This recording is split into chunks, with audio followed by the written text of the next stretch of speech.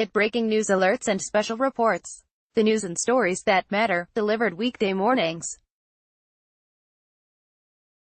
Kansas Secretary of State Kris Kobach, a Republican endorsed by President Donald Trump, narrowly leads incumbent GOP Gov.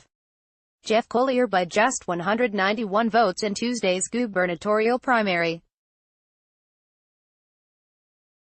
As of Wednesday morning, and with 100% of precincts counted, Kobach had 126,257 votes, or 41%, and Colyer had 126,066 votes, or 41%.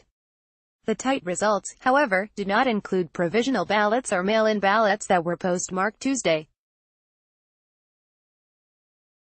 As of Wednesday morning, there were between 8,000 and 10,000 provisional ballots left to be counted, said Brian Caskey, Kansas State Director of Elections.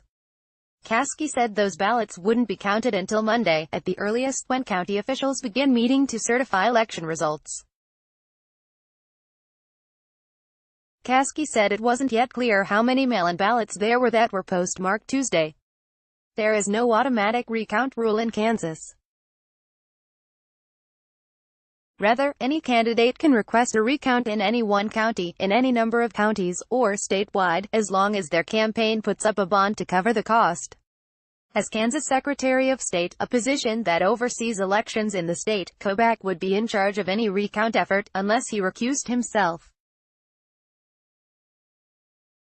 Kobach, an immigration hardliner and proponent of widespread illegal voting, served as vice chairman of Trump's vote fraud commission until it was disbanded earlier this year after failing to find any evidence of large-scale fraud.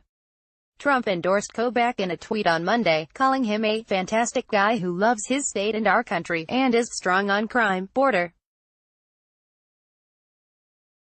Colyer, who served as lieutenant governor for 7 years, became governor earlier this year after Sam Brownback resigned to become a U.S. ambassador. In a statement Wednesday, Colyer said there were problems with the vote count in Johnson County and that he remained committed to making sure every provisional and legal ballot was counted, given the historically close margin of the current tabulation, the presence of thousands of as yet uncounted provisional ballots and the extraordinary problems with the count, particularly in Johnson County. This election remains too close to call, he said. We are committed to ensuring that every legal vote is counted accurately throughout the canvassing process, he added.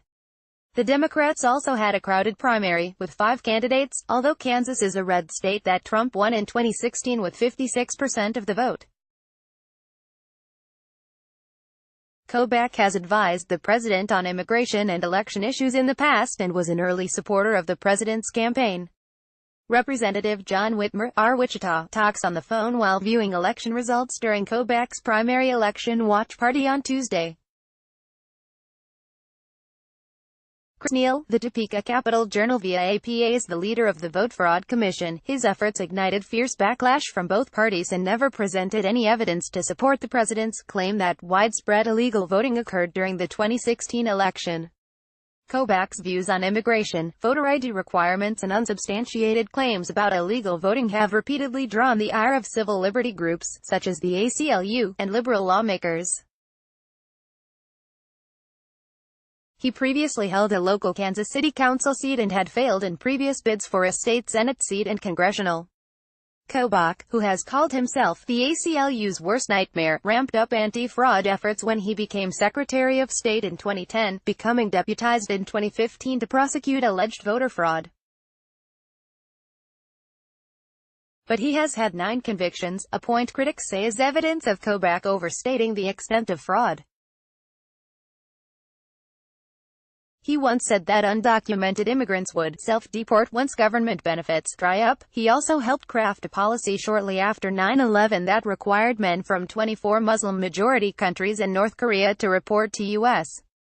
government offices to be fingerprinted, photographed and questioned.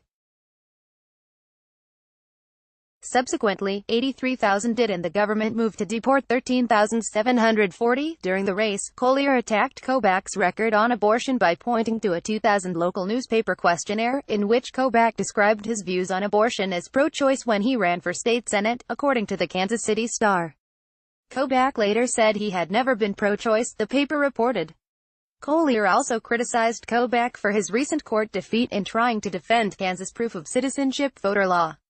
A federal judge found the law unconstitutional, ordered Kobach to pay $26,000 in contempt fines and rebuked him for misleading the court.